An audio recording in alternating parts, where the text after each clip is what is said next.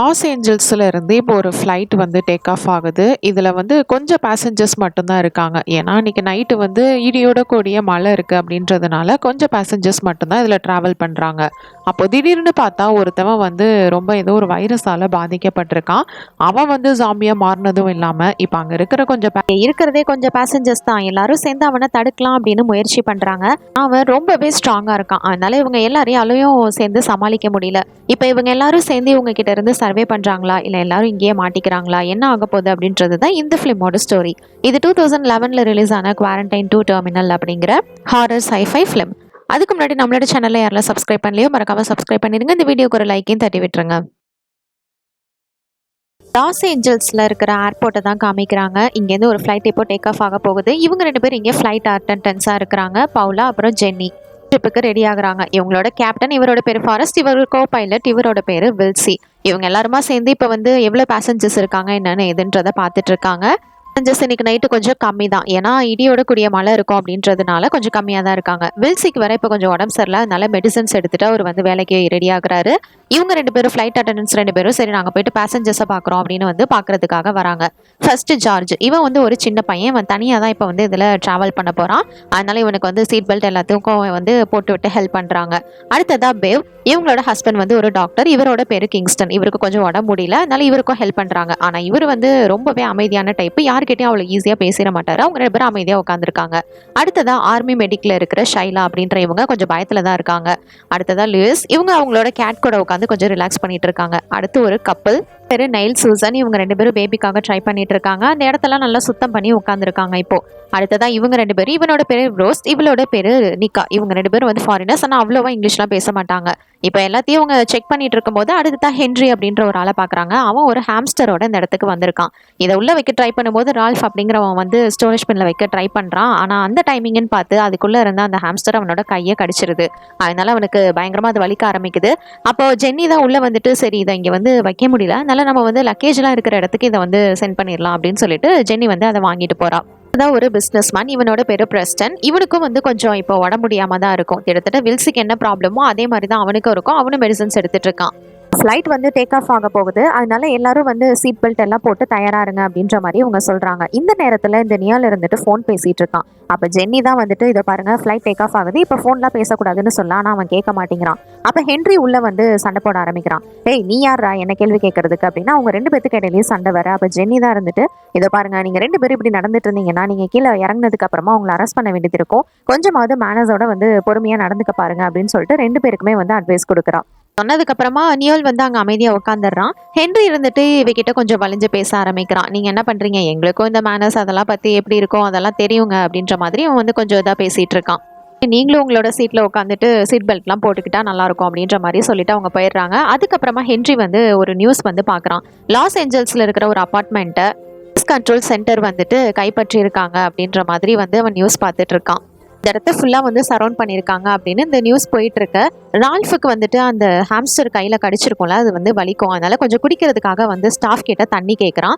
அது வந்து அவனுக்கு பயங்கரமாக வலிக்க ஆரம்பிக்குது. எனக்கு கொஞ்சம் தண்ணி சீக்கிரம் கொடுங்க அப்படிங்கிற மாதிரி பேச அப்பதான் வந்து ஜென்னி அங்கிருந்து நோட் பண்ணுறான். அவன் வந்து ரொம்ப ஒரு வினோதமான ஒரு பொசிஷனில் உட்காந்துருக்கான். சரி என்னாச்சோ அப்படின்னு சொல்லிட்டு இவ கிட்ட போயிட்டு பார்க்கலான்னு போனால் அவன் வந்து ஃபுல்லாக வாமிட் பண்ணிடுறான். அதனால் ஜென்னி மேலேயும் கொஞ்சம் அந்த மாதிரி ஆகிருது.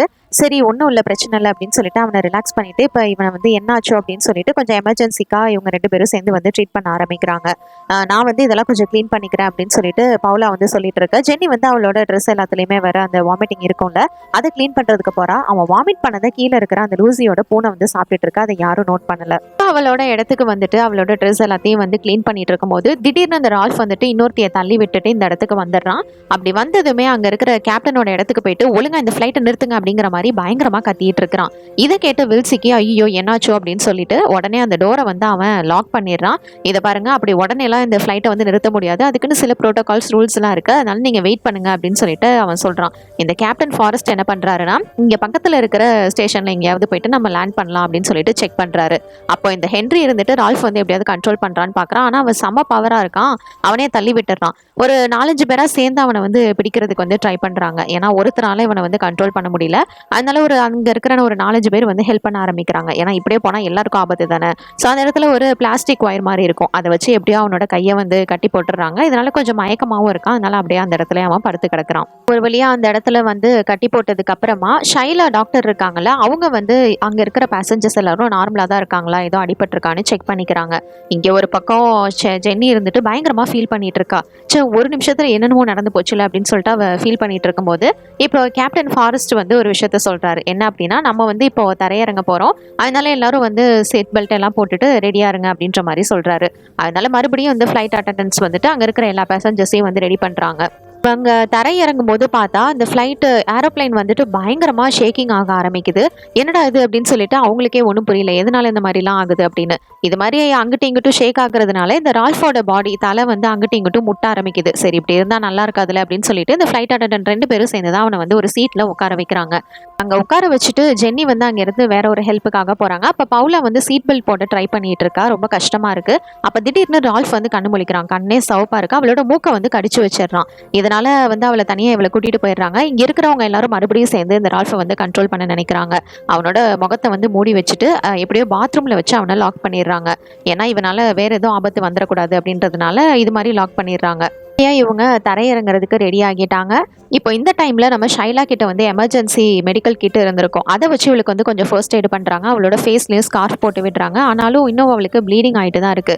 கண்டிப்பா வெளியில போனோன்னா இவளுக்கு வந்து மெடிக்கல் அட்டென்ஷன் தேவை அப்படிங்கிற மாதிரி இவங்க வந்து தற்காலிகமா அவளுக்கு வந்து ட்ரீட் பண்ணி வச்சுட்டு இருக்காங்க. அவளோட இந்த நிலைமையை பார்த்து ஜென்னி வந்து ரொம்பவே ஃபீல் பண்ண ஆரம்பிக்கிறா. இது என்னடா இப்படி ஆயிடுச்சு அப்படின்னு சொல்லிட்டு. ஒரு பக்கம் கேப்டன் ஃபாரஸ்ட்டுக்கு வந்து ஒண்ணுமே புரியல. ஏன்னா இவங்க வந்து மெடிக்கல் எமர்ஜென்சி அப்படின்றதுனால தான் இங்க தரையிறங்கிறதுக்கு வந்து கேட்டிருந்திருப்பாங்க. ஆனா பார்த்தா இந்த இடத்துல வந்து கேட் எதுவுமே ஓப்பன் பண்ணியிருக்க மாட்டாங்க. இப்போ நமக்கு வேற வழியே இல்லை, இப்போ மெடிக்கல் எமர்ஜென்சி அப்படிங்கிறதுனால நம்ம இந்த கேட்டை உடச்சிட்டு உள்ள போய் தான் ஆகணும் அப்படின்னு சொல்லிட்டு இவங்க உள்ள லேண்ட் ஆக தயாராயிட்டாங்க. லக்கேஜ்ல இதெல்லாம் ஒர்க் பண்ற எட் அப்படிங்கிறவன் தான் இவனுக்கு வந்து ஹெல்ப் பண்றான். நல்ல வேலையா ஃபிளைட் வரதுக்கு முன்னாடியே அவன் வந்து கேட் ஓப்பன் பண்ணி விட்டுறான். இப்போ அவங்க கேப்டன்ஸ் அப்புறம் கோபைலட் 2 பேரும் என்ன பண்றாங்கன்னா அந்த பாத்ரூம் டோரை பிடிச்சிக்கிறாங்க. இந்த மூலியமா அங்க இருக்கிற பேசஞ்சர்ஸ் எல்லாருமே அங்கிருந்து வெளியில வந்துடுறாங்க.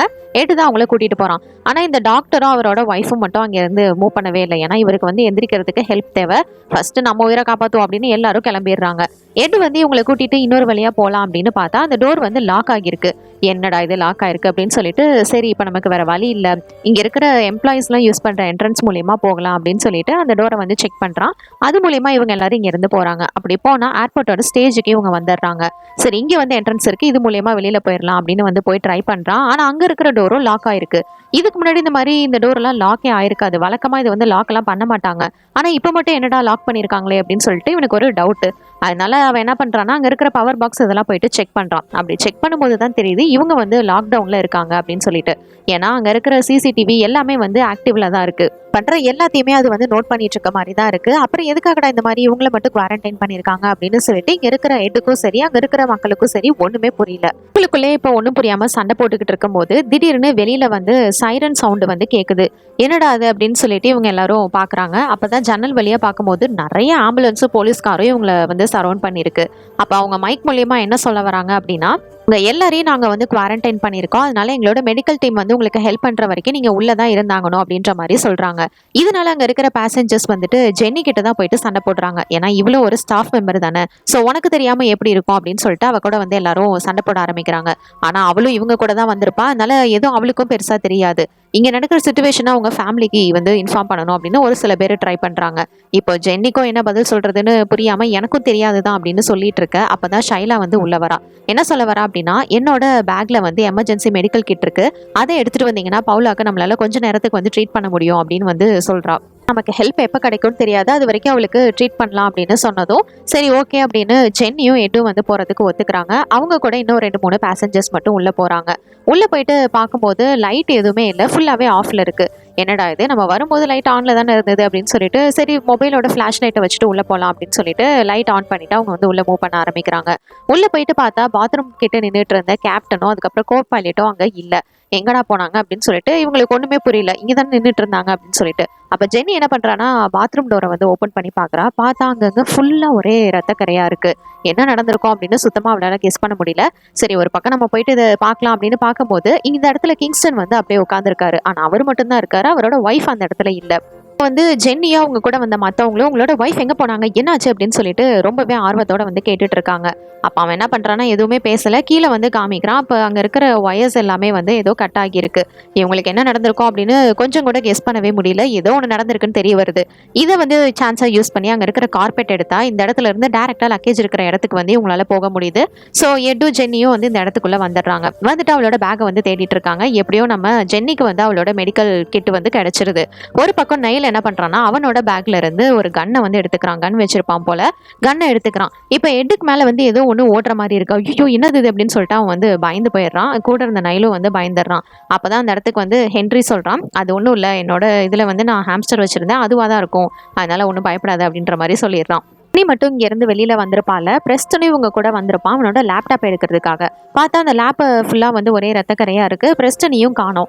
என்னாச்சோ அப்படின்னு சொல்லிட்டு இவ வந்து பார்த்துட்டு இருக்கும்போது பார்த்தா இவளுக்கு பின்னாடி தான் கேப்டன் வந்து இருக்காரு. ஃபாரஸ்டோட உடம்புலையும் வந்து ஃபுல்லா அங்கங்க வந்து ரத்த கரைகளோட தான் இருக்கு.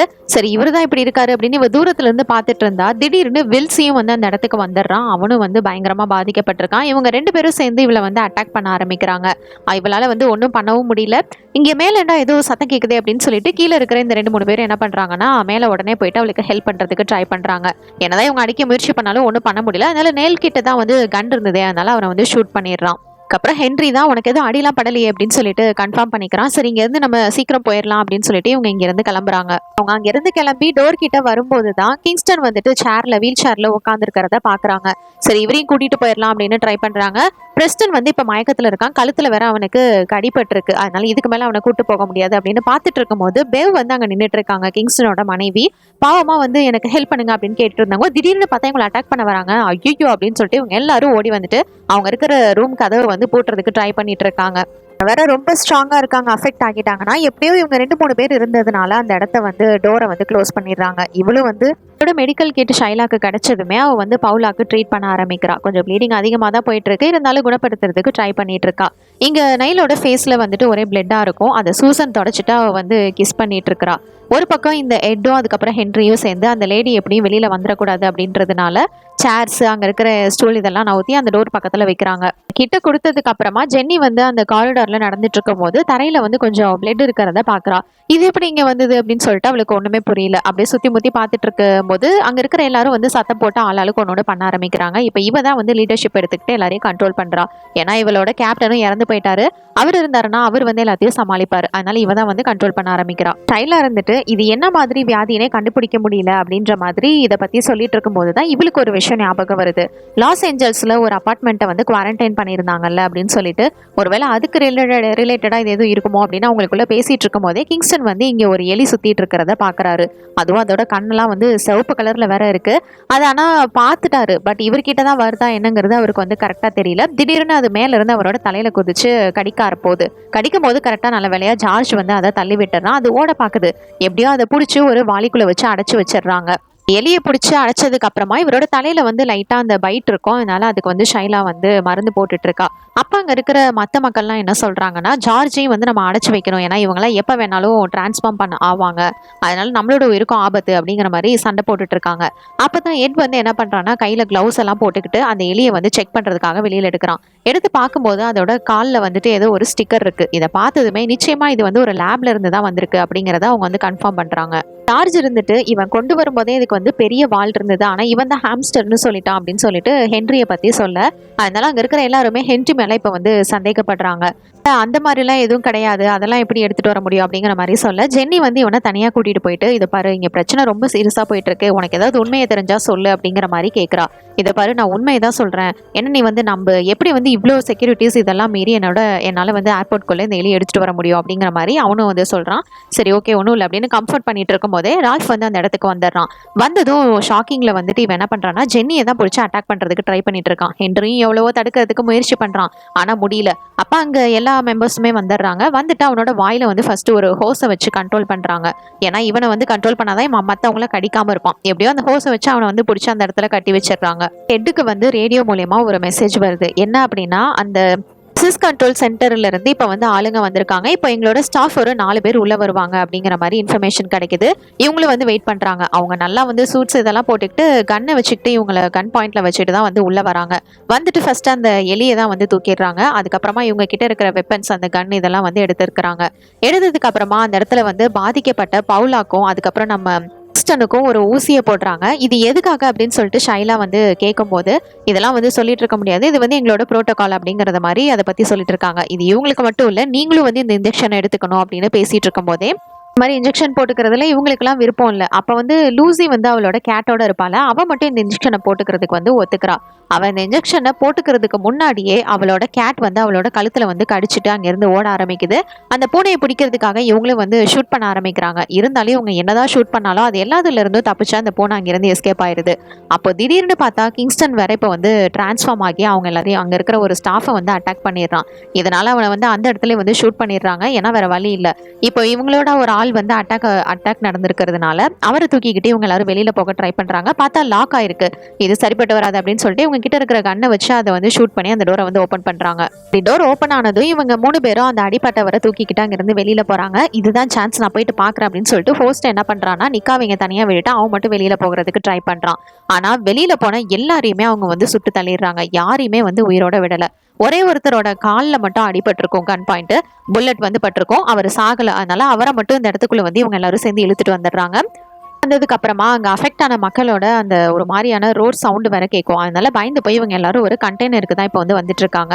ஏன்னா இதுக்கு மேலே இங்கே இருக்கிறது சேஃப் இல்லை அப்படின்னு சொல்லிட்டு எல்லாருமே கண்டெய்னருக்கு வந்துடுறாங்க. இப்போ நல்லா இருக்கிற எல்லாரும் இதுக்குள்ள ஏறிடுறாங்க. சூசன் மட்டும் நெய்ல விட்டுட்டு வரமாட்டேங்கிறா. ஏன்னா அவனையும் கூட தான் கூட்டிட்டு வருவேன் அப்படின்னு சொல்ல, ஆனா அவனோட வாயில இருந்து லைட்டா நுர வர ஆரம்பிச்சிருச்சு. அவன் பாதிக்கப்பட ஆரம்பிச்சிட்டான். இதுக்கு மேல அவன் நம்ம கூட இருக்கிறது சேஃப் இல்லை அப்படின்னு சொல்லிட்டு இவனை மட்டும் வெளியிலே விட்டுறாங்க. இவங்க எல்லாரும் இப்போ கண்டெய்னருக்குள்ள போயிடுறாங்க. வந்து லாக் பண்ணதுக்கு அப்புறமா தான் ஷைலா வந்து ஒரு விஷயத்த ஷேர் பண்றா. அவங்க இன்ஜெக்ட் பண்ண ஒவ்வொரு இன்ஜெக்ஷனும் வெவ்வேறு கலர்ல இருந்தது. இது நிச்சயமா புரோட்டோகாலா இருக்கிறதுக்கு வாய்ப்பு இல்லை, எதுக்காக இதெல்லாம் பண்றீங்க அப்படின்ற மாதிரி கேட்க, அப்ப ஹென்றி வந்து அவங்க கிட்ட கன் இருக்கும்ல, அதை வச்சு அங்க இருக்கிற ஆஃபீஸரை வந்து மிரட்ட ஆரம்பிக்கிறான். இதை பாருங்க, ஒழுங்கா நீங்க யாரு, எதுக்காக இங்க வந்தீங்க அப்படிங்கறத சொல்லுங்க அப்படிங்கிற மாதிரி இவர்கிட்ட வந்து கேட்டுட்டு இருக்காங்க. அவர் வந்து உண்மையை சொல்ல ஆரம்பிக்கிறாரு. இவர் உண்மையிலே வந்து சிடிசி அந்த டிபார்ட்மெண்ட்ல இருந்தெல்லாம் வரல. இவர் வந்திருக்கிறது கெமிக்கல் பயாலஜிக்கல் டொமஸ்டிக் டெரர் ஆர்கனைசேஷன்ல இருந்து. ஏன்னா கொஞ்ச நாளைக்கு முன்னாடி அந்த லாஸ் ஏஞ்சல்ஸ்ல நடந்த அபார்ட்மெண்ட்ல நடந்த ஒரு இதுக்காக இவங்களோட யூனிட் உள்ள போயிருக்காங்க. ஆனா யாருமே வெளியில திருப்பி வரவே இல்லை. அப்ப அங்க இருக்கிற மாடியில ஒரு லேபை வந்து எங்களோட டீம் கண்டுபிடிச்சிருக்காங்க. ஒரு பயோ டெரரிசம் லேப். அதில் வந்து சர்வே பண்ணவங்களோட இதை எடுத்து ஒரு கியூர் கண்டுபிடிக்கிறேன் அப்படின்னு சொல்லிட்டு இந்த எலிங்களை வச்சு டெஸ்ட் பண்ணியிருக்காங்க. ஆனால் அது ரொம்பவே கொடூரமாக மோசமாக போயிடுச்சு. அதனால இவங்க அடுத்ததா மனுஷங்களை வச்சு தான் ட்ரையல் பார்க்கணும் அப்படின்னு முடிவு பண்ணியிருக்காங்க. இப்போ அந்த எலிங்கெல்லாம் பயங்கரமாக வந்து பாதிக்கப்பட்டிருக்கு அப்படிங்கிற மாதிரி இவர் வந்து எல்லா விஷயத்தையுமே சொல்லிட்டு இருக்காரு. அப்படி சொல்லிட்டு இருக்கும் போதே அடுத்து ஏதாவது கேட்கலாம் அப்படின்னு ட்ரை பண்ணும்போது ஹென்றி வந்து கையில் துப்பாக்கி வச்சிருப்பாங்களா, அதை எடுத்து தன்னை ஷூட் பண்ணி அந்த இடத்துல இறந்து போறாரு. ஷாக்ல உட்காந்துருக்காங்க. சூசனுக்கும் இப்போ கொஞ்சம் வந்து உடம்பு முடியாமல் போகுது. தான் வந்து ஒரு விஷயம் ஸ்ட்ரைக் ஆகுது. அது என்ன அப்படின்னா, ட்ரைனேஜ் டனல் வந்து இங்க ஒன்று இருக்கு. அது வெளியில போனோம் அப்படின்னா நம்ம வந்து இங்க இருந்து போறதுக்கு வெளியில போறதுக்கான வழி நமக்கு நிச்சயமா கிடைக்கும் அப்படிங்கறத பத்தி சொல்றான். சொல்லிட்டு இருக்கும் போது திடீர்னு இந்த கேப்டன் வந்து மேல கண்டெய்னர்ல ஒரு சின்ன கேப் இருக்கும், அதை ஓபன் பண்ணி உள்ள வர ட்ரை பண்றாரு. இவங்களையும் அட்டாக் பண்றாரு. எட்வர்டோட கையை வர பிடிச்சிருக்காரு. இவன் ஹென்றி வந்து ஷூட் பண்ணலாம் அப்படின்னு பார்த்தா அவனோட கன்ல புல்லட் வர இருக்காது. வந்து எவ்வளவோ அவரை தடுக்கிறதுக்கு முயற்சி பண்றான். இருந்தாலும் அவனால வந்து தடுக்க முடியல. அப்பதான் அந்த இடத்துல வந்து வேற எதுவும் கிடைக்குமா அட்டாக் பண்றதுக்கு அப்படின்னு பார்த்துட்டு இருக்கப்ப ஒரு பட்டன் இருக்கும். அந்த பட்டனை வந்து ஜார்ஜை வந்து பிரஸ் பண்ண சொல்றான். அப்படி பிரஸ் பண்ணோன்னா அந்த கண்டெய்னர் மேல போகுது. அதனால அவர் வந்து அந்த இடத்துல கிராஷ் ஆகி இறந்து போறாரு. இப்போ இவங்க எல்லாரும் அந்த இடத்துல இருந்து அங்கிருந்து கிளம்ப ஆரம்பிக்கிறாங்க. எட் வந்து சொல்ற வழியை ஃபாலோ பண்ணிக்கிட்டே இவங்க எல்லாரும் ஒரு இடத்துக்கு வராங்க. வந்ததுக்கு அப்புறமா தான் தெரியுது இந்த இடத்துல ஹென்ரியை காணோம் அப்படின்னு. சரி, ஹென்ரியை போயிட்டு நான் பாக்குறேன் அப்படின்னு சொல்லிட்டு அக்கா வந்து போய் பாக்குறதுக்காக போறா. அப்படி போனவ திடீர்னு பார்த்தா அவ போயிட்டு இருக்கும் போது ஏதோ ஒன்னு அவளை இழுத்துட்டு போற மாதிரி தெரியுது. அதை பார்த்ததுமே இவங்க எல்லாரும் பயந்து போயிட்டு ஸ்டெப்ஸ்ல ஏறி மேல வந்து நின்னுக்கிறாங்க படியில போய். என்ன பண்றான் அப்படின்னு பார்த்தா அவன் தனியா போய் யாருக்கும் தெரியாம அவனோட பேக்ல இன்னொரு கன்னு வச்சிருப்பான். அந்த கன்னை தான் அவன் வந்து இப்ப சேஃப்டிக்கு எடுத்து வச்சுட்டு இருக்கான். இது அங்க இருக்கிற யாருக்கும் தெரியாது. இந்த குரூப் மெம்பர்ஸ் எல்லாரும் அந்த படி வேலையை ஏறி போயிட்டு இருக்கும் போது ஜென்னி வந்துட்டு பவுலாவை பாக்குறா. இப்ப பவுலா வந்து பயங்கர கொடூரமா மாறிட்டா. இவங்களை அட்டாக் பண்றதுக்கு வர இதுக்கு மேல இவ வந்து என்னோட ஃப்ரெண்டே கிடையாது, என்னோட ஃப்ரெண்டை நான் இழந்துட்டேன் அப்படின்னு அவ மனசை திடப்படுத்திக்கிட்டு அவளோட ஃப்ரெண்டா அவளே வந்து அடிச்சு நாக் அவுட் பண்ணி அந்த இடத்துல இருந்து கீழே தள்ளி விட்டுறா. இதனால அந்த இடத்துல வந்து பவுலா கீழே விழுந்து இறந்து போறா. அப்புறமா இவங்க எல்லாரும் அந்த மெயின் ஆஃபீஸ்க்கு வந்து வந்துடுறாங்க. அங்கே வந்து இவங்களுக்கு டெர்மினல் ப்ளூ பிரிண்ட் வந்து கிடைக்குது. இது மூலயமா அந்த ட்ரைனேஜ் டனல் வந்து எங்கே இருக்குது, எப்படி கனெக்ட் ஆகுது அப்படிங்கிறத வந்து அவங்க பார்த்துக்கிறாங்க. ஸோ இதை ஃபாலோ பண்ணிகிட்டே நம்ம போனோம்னா நிச்சயமாக வெளியில் போகிறதுக்கான வழி பார்க்கலாம் அப்படின்னு சொல்லும்போது ஜார்ஜ் வந்து நம்ம ஹென்ரியோட பேக்கை வந்து செக் பண்ணுறான். அது அங்கே தான் இருக்கும். ஓப்பன் பண்ணி பார்த்தா அந்த லேப்ல எக்ஸ்பெரிமெண்ட் பண்ணதுக்கான வித்தியாசமான டாக்குமெண்ட்ஸ் அது எல்லாமே அவன்கிட்ட இருந்திருக்கும். அங்கே ஒரு பாக்ஸும் இருக்குது. அதை பற்றி ஆனால் மற்றவங்கள்ட்ட சொல்லலை. இந்த டாக்குமெண்ட்டை பற்றி மட்டும் அவன் சொல்லிட்டு இருக்கான். பாக்ஸ் அவன் ஓப்பனும் பண்ணலை. என்னடா இது அப்படின்னு பார்த்துட்டு இருக்கும் போதே சூசனும் நைலும் வந்து அந்த இடத்துக்கு வந்து இவங்களை அட்டாக் பண்ணுறதுக்காக வந்துடுறாங்க. அவங்க 2 பேரும் ஒவ்வொரு டைரக்ஷன்ல இருந்து இருக்காங்க. நல்ல வேலையா ஹென்றி கிட்ட துப்பாக்கி இருந்ததுனால அவங்க 2 பேருமே அந்த இடத்துல வந்து ஷூட் பண்ணி போட்டு தள்ளுறான். இப்போ எப்படியோ இவங்களுக்குலாம் எதுவும் ஆகலை அப்படின்னு பார்க்கும்போது ஹென்ரியோட உடம்புலையும் வந்து காயப்பட்டிருக்கும். அப்பதான் வந்து நம்ம ஜார்ஜ் என்ன பண்றான்னா அவன் கிட்ட இருக்கிற அந்த பாக்ஸை வந்து ஓப்பன் பண்றான். ஓப்பன் பண்ணா அதுல நிறைய மெடிசன்ஸும் சிரஞ்சும் இருக்கு. இங்க உண்மையிலே என்ன நடக்குது அப்படின்ற மாதிரி கேட்கும்போது தான் இவன் உண்மையை வந்து சொல்றான். ஆக்சுவலா அந்த லேப்ல வந்து இது மாதிரி ஒரு டெரரிசம் இது வந்து பண்ணிட்டு இருந்தாங்கல்ல, அந்த இடத்துல இருந்து தான் இவனை இங்க வந்து அனுப்பியே விட்டுருப்பாங்க. அந்த மருந்து வேற எதுவும் கிடையாது, ஆன்டிடோடு தான். இந்த ஆன்டிடோடு மூலியமா இந்த மாதிரி அஃபெக்ட் ஆனா அதை வந்து குணப்படுத்திக்கலாம். அதுக்காக தான் அந்த மருந்து. இது எல்லாம் உண்மையை அவன் சொல்லிட்டு இருக்கும்போது எனக்கோட அந்த ஆன்டிடோடு வேணும், ஒழுங்கா கொடுத்துருங்க அப்படின்ற மாதிரி கேட்டுட்டு இருக்கிறான். ஆனா அவங்க வந்து ஏதோ டைவர்ட் பண்ணலாம் அப்படின்ற மாதிரி ட்ரை பண்றாங்க. எல்லாரையும் கன் பாயிண்ட்ல மிரட்டிட்டு இருக்கும்போது எட் வந்து தடுக்கிறதுக்கு வரான். ஆனா அவனை கொஞ்சம் கூட மனசாட்சி பார்க்காம அந்த இடத்துல போட்டு தள்ளிடுறான். இதை பார்த்து அவங்க எல்லாரும் ரொம்ப பயந்து போயிடுறாங்க. இப்போ வேற வழியே இல்லை. ஜார்ஜ் வந்து இந்த ஆன்டிடோட வந்து கொடுத்து தான் ஆகணும். ஏன்னா ஜென்னியை வச்சு அவன் மிரட்டிட்டு இருக்கிறான். அதனால அதை கொடுத்ததுமே அதுல இருக்கிற அந்த ஆன்டிடோட இவனோட பிளட்டோட கலந்து அந்த அடிப்பட்ட இடத்துல வந்து இன்ஜெக்ட் பண்ணிக்கிறான். இதனால அவனுக்கு பெருசா எதுவும் அஃபெக்ட் ஆகல. இங்கிருந்து இவன் வந்து தப்பிச்சாகணும். அதனால இவனுக்கு வந்து அந்த ப்ளூ பிரிண்ட் இதெல்லாம் வேணும். ஆனா நான் மட்டும் போனா நீங்க என்ன சும்மா விட மாட்டீங்களே அப்படின்னு சொல்லிட்டு இவன் என்ன பண்றான்னா ஜார்ஜை வந்து பணைய கைதியா இப்ப கூட்டிட்டு போறான். நீங்க யாரும் என்ன ஃபாலோ எல்லாம் பண்ணக்கூடாது, அப்படி இல்லை இவனோட தலை செதறிடும் அப்படின்னு சொல்லிட்டு அந்த ப்ளூ பிரிண்ட்டையும் எல்லாத்தையும் இவனுக்கு தேவையான டீட்டெயில்ஸ் எல்லாத்தையும் எடுத்துக்கிட்டு போறான். ஜென்னி வந்து தடுக்கலாம் அப்படின்னு ட்ரை பண்றா. ஆனா அவளை அடிச்சு கீழே தள்ளி விட்டுறான். இதனால அவ கீழே விழுந்துடுறா. இதுக்கு மேலே என்ன ஏதாவது தொந்தரவு பண்ண நினைச்சிங்க அவ்வளவுதான் அப்படின்னு சொல்லிட்டு அவன் ஜார்ஜை கூட்டிட்டு அங்க இருந்து கிளம்பிடுறான். அவன் தள்ளி விட்டதுல இப்ப ஜென்னிக்கு வந்து கொஞ்சம் தலை சுத்தல அந்த மாதிரி இருக்கு. அதனால ஷைலா இருந்துட்டு நான் போயிட்டு பாக்குறேன், நீ வந்து கொஞ்சம் பொறுமையாவே வா அப்படின்னு சொல்லிட்டு அவ போறா. இதுக்கப்புறம் ஜென்னியும் கொஞ்சம் சரியானோன்னு எந்திரிச்சு கிளம்ப ஆரம்பிக்கிறா. அப்ப பார்த்தா வைரஸ்னால பாதிக்கப்பட்டிருக்க பிரெஸ்டன் வந்து இவளுக்கு பின்னாடி ஓடி வந்துட்டு இருக்கான். அவளும் வந்து எப்படியாவது எஸ்கேப் ஆயிடலாம் அப்படின்னு ஓடி ட்ரை பண்றா. அங்க இருக்கிற ஏதோ ஒரு இது மேல ஏறி தப்பிக்கலாம் அப்படின்னு பார்த்தா அவனும் வந்து ஏறதுக்கு பார்த்துட்டு இருக்கிறான். ஆனா அவனை ஒரே கிக்கு தான். அங்கிருந்து எஸ்கேப் ஆக முயற்சி பண்ணும்போது அவனும் வந்து சும்மா விடுற மாதிரி இல்லை, ஃபாலோ பண்ணிட்டு வந்துட்டு தான் இருக்கான். அதனால அங்க இருக்கிற ஒரு மிஷினை எடுத்து அவனோட தலையிலே நங்கு நங்கு நங்கு நங்குன்னு போட்டு எப்படியோ போட்டு தள்ளிடுறா. இப்போ எப்படியோ இந்த வேலை முடிஞ்சிருச்சு. அடுத்து வந்து இனிமேல் நம்ம பிரிஞ்சு போனாதான் ஜார்ஜை வந்து கண்டுபிடிக்க முடியும் அப்படின்னு சொல்லிட்டு இவங்க 2 பேரும் பிரிஞ்சு போய் தேட ஆரம்பிக்கிறாங்க. ஷைலா ஒரு பக்கம், இவன் ஒரு பக்கம் போய் தேடுறாங்க. அப்போ பார்த்தா நிக்கா வந்துட்டு ஒரு வித்தியாசமான பொசிஷன்ல நின்றுட்டு இருக்கா. ஐயோ அப்படின்னு சொல்லிட்டு இன்னொரு ரூமுக்கு போறா. போனா அந்த இடத்துல வந்து ஷைலா வந்துடுறா. அவகிட்ட வந்து காகல்ஸ் இருக்கு. அதை வந்து நம்ம ஜென்னி கிட்ட கொடுத்துட்டு இதை பாரு, நீ வந்து இதை ஃபாலோ பண்ணி போயிட்டு எப்படியாவது அவனை கண்டுபிடி. என்னோட கையிலேயே வந்து இப்போ அடிபட்டுருச்சு, அதனால இதுக்கு மேலே என்னால் ஹெல்ப் பண்ண முடியும்னு தோணலை அப்படிங்கிற மாதிரி சொல்றா. காகல்ஸ் போட்டிருக்கிறதுனால ஈஸியா உன்னால இன்ஃபெக்ட் ஆன பீப்புளை வந்து பார்க்க முடியும் அப்படிங்கிற மாதிரி சொல்லி அதை கொடுத்துட்டு இவளை மட்டும் இப்போ வந்து அனுப்பி வைக்கிறா. அதனால இவளை வந்து ஃபாலோ பண்ணிக்கிட்டே அங்கிருந்து போக ஆரம்பிக்கிறா. அப்போ இந்த ஷைலா என்ன பண்றான்னா ஒரு மெயின் ரூம்ல போய் நின்றுக்கிட்டு அங்க இருக்கிற மக்களை வந்து இந்த இடத்துல வந்து கூச்சல் போட்டு கூப்பிடுறா. இதனால அங்க பாதிக்கப்பட்ட எல்லாருமே வந்து ஒண்ணு கூடி வந்துடுறாங்க. அப்படி வந்தவங்க அவளை சும்மாலாம் விடல. அங்க இருக்கிற எல்லாருமா சேர்ந்து அவளை வந்து அந்த இடத்துல கொண்டுடுறாங்க. நான் இவளுக்கு வந்து ஒரு ஹெல்ப்புக்காக தான். அங்க இருக்கிற எல்லாரும் அந்த பக்கம் போனதுனால இவ வந்து இப்போ ஃபாலோ பண்ணிக்கிட்டே போக ஆரம்பிக்கிறா. ஒரு சின்ன ஹோல் இருக்கு, இது வழியா போகலாம் அப்படின்னு பார்த்தா அந்த லூயிஸ் அந்த கிளவி இருக்குல்ல, அது வந்து இப்போ இவளை பிடிச்சி இழுக்க ஆரம்பிக்குது. இவ்வளவு வந்து எப்படியோ அட்டாக் பண்ணிட்டு போகலாம் அப்படின்னு ட்ரை பண்றா. இருந்தாலும் அந்த கிளவி பயங்கர ஸ்ட்ராங்கா இருக்கு. இது மாதிரி அஃபெக்ட் ஆயிட்டாலே அவங்களுக்கு ஒரு பவர் வந்துடும் போல. இவ வந்து சும்மா விடுற மாதிரி இல்லை. அந்த கிளவி மயக்கரமாகிற வரைக்கும் அவளை அடிச்சு போட்டு இந்த இடத்துக்குள்ள வரா. உள்ள வந்து பார்க்கும்போது அந்த இடத்துல வந்து நிறைய பிளட் வந்து கிடக்கிற மாதிரி இருக்கு.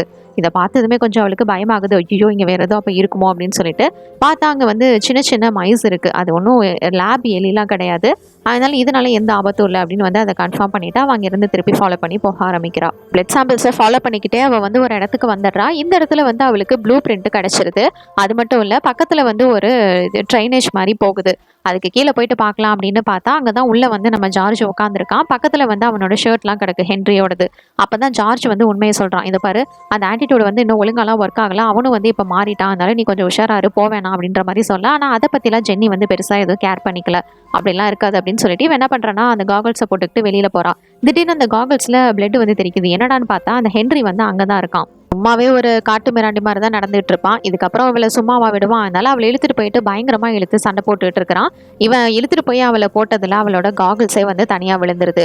2 பேரும் வந்து அவளும் வந்து தடுக்கிறதுக்கு முயற்சி பண்றா, இருந்தாலும் முடியல. இவனும் வந்து பயங்கரமா சண்டை போட்டுட்டு இருக்கான். இந்த சான்ஸை யூஸ் பண்ணி ஜார்ஜ் வந்து என்ன பண்றான்னா, அந்த காகிள்ஸை போட்டுக்கிட்டு பக்கத்துல இருக்கிற கன் எடுத்து அவனை வந்து ஷூட் பண்றதுக்கு ட்ரை பண்ணிட்டு இருக்கிறான். அதுல வந்து புல்லட் எல்லாமே இருக்குல்ல, எப்படினாலும் ஷூட் பண்ணாலும் அவன் சாகுற மாதிரி இல்ல. அதனால இவ வந்து ஒரு கம்பி மாதிரி எடுத்துட்டு வந்திருப்பா. அதை வந்து அவனோட தலையிலே போட்டு ஒரே போட போட்டு எப்படியோ அவனை அந்த இடத்துல போட்டு தள்ளிடுறாங்க. இதுக்கப்புறம் நிம்மதியா எஸ்கேப் ஆகலாம் அப்படின்னு பார்த்தா அந்த இடத்துல வந்து எக்ஸ்ப்ளோசிவ்லாம் நடத்திட்டு இருக்காங்க. ஏன்னா இங்க இருக்கிற மக்கள் வெளியில வந்தா இந்த நாட்டுக்கே ஆபத்தாயிரும். ஸோ இவங்களை இந்த இடத்துல போட்டு தள்ளிடணும் அப்படின்னு சொல்லிட்டு வெளியில எக்ஸ்ப்ளோசிவ் நடத்திட்டு இருக்காங்க. அப்ப இவங்க என்ன பண்றாங்கன்னா, அந்த வழியா வந்து ட்ரைனேஜை ஃபாலோ பண்ணி போகலாம் அப்படின்னு போனா அந்த இடத்துல வந்து லாக் ஆயிருக்கு. நிச்சயமா இது வழியா நம்மளால வெளியில போக முடியாது அப்படின்னு சொல்லிட்டு லக்கேஜஸ் எல்லாத்தையும் வந்து சென்ட் பண்றதுக்கான ஒரு வழி இருக்கும். அதுல வந்து நம்ம ஃபாலோ பண்ணலாம் அப்படின்னு சொல்லிட்டு இப்போ ஐடியா கொடுக்குறான். ஜார்ஜ் வந்து ரொம்பவே பயப்படுறான். சரி, நீ இந்த காகல்ஸை போட்டுக்கோ, அதோட நீயும் முன்னாடி போ, நான் வந்து உன்னை ஃபாலோ பண்ணிக்கிறேன் அப்படிங்கிற மாதிரி அவனை முன்னாடி அனுப்பிட்டு இவ வந்து அவனுக்கு பின்னாடி ஃபாலோ பண்ணிட்டு இருக்கா. அதை அவங்க அழிக்கிறதுக்குள்ள இங்கிருந்து அவங்க வெளியில போயாகணும். அப்படி ட்ரை பண்ணிட்டு இருக்கும்போது இவ கொஞ்சம் ஸ்லோவா இருக்கா. அவ்வளோ ஸ்பீடா வந்து அவனை பிக்கப் பண்ணல. என்னன்னு பார்த்தா இவளுக்கும் வந்து இப்போ அடிபட்டிருக்கு. அந்த இவன் வந்து கடிச்சிருப்பான் போல இருக்கா. அதனால அவளும் பாதிக்கப்பட்டிருக்கா. இவளால வந்து அதுக்கு மேல வந்து நகர முடியல. ஆனா ஜார்ஜ் வந்து இவனை விட்டுட்டு போற மாதிரி இல்ல. உன்னையும் வந்து நான் கூட்டிட்டு தான் போவேன் அப்படிங்கிற மாதிரி பேச, நீ ஒன்றும் ஃபீல் பண்ணாத, நான் கண்டிப்பா உனக்காக உன் கூட தான் வருவேன், அதனால நீ முன்னாடி போ அப்படிங்கிற மாதிரி இவ வந்து சொல்றான். ஜார்ஜும் வந்து எப்படியோ அவ சொல்றதை கேட்டு அங்கிருந்து மூவ் பண்ணி போக ஆரம்பிக்க, போனா அந்த இடத்துல வந்து சின்ன சின்ன கம்பிகள் இருக்கு. எப்படியோ அவன் வந்து கொஞ்சம் சின்ன பையனா இருக்கிறதுனால அந்த கம்பி மூலயமா அதுல வந்து வெளியில போறதுக்கு பாக்குறான். அப்ப அப்படி போகும்போது பின்னாடி திரும்பி பார்த்தா அவ வந்து ஃபுல்லாவே வந்து மாறிடுறா. அந்த ஜாக்கெட்டை அவன் பிடிச்சி கடிக்க ட்ரை பண்ணும்போது நல்ல வேலையா அந்த ஜாக்கெட் மட்டும் அங்கேயே விழுந்துருது. இவளால பெருசா இருக்கிறதுனால அந்த கம்பி வெளியே வெளியில வர முடியல. முழுசா அவளும் வந்து இப்ப மாறிட்டா. இவன் மட்டும் எப்படியோ அங்கிருந்து தப்பிச்சு இப்ப வெளியில வந்துடுறான். வெளில வந்ததுக்கு அப்புறமா எப்படியோ அந்த ஏர்போர்ட்ல இருந்து அவன் வந்து வெளியில தப்பிச்சிடுறான். இவனுக்கு எதுவும் அஃபெக்ட்லாம் ஆகல. எப்படியோ அந்த இடத்துல இருந்து உயிர் தப்பிச்சது இவன் ஒரு ஆள் மட்டும்தான். இப்ப சிட்டியை நோக்கி அவன் வந்து அங்கிருந்து போக ஆரம்பிக்கிறான். தப்பிச்சதுல அவன் மட்டும் இல்லைங்க, இந்த பூனையும் தப்பிச்சிருச்சு. லூசியோட பூனை தான் இது. அதுவும் அஃபெக்ட் ஆயிருக்கும். அதுவும் இப்ப சிட்டியை நோக்கி தான் வந்து போக ஆரம்பிக்குது. இது மட்டும் சிட்டிக்குள்ள போனுச்சுன்னா அதோட நிலைமை என்ன? எல்லாரும் அவ்வளவுதான். இதோட இந்த படத்தோட கதையை முடிச்சிருக்காங்க. இந்த படத்தை பத்தி நீங்க என்ன நினைக்கிறீங்க? என்னோட கமெண்ட் செக்ஷன்ல ஷேர் பண்ணிக்கோங்க. இது மாதிரி வேற ஏதாவது படத்தை பத்தியோ சீரிஸ் பத்தியோ நான் பேசணும்னு நினைச்சாலும் மறக்காம கமெண்ட் செக்ஷன்லயே பண்ணுங்க. Until then tata bye from உங்கள் தமிழ் பொண்ணு.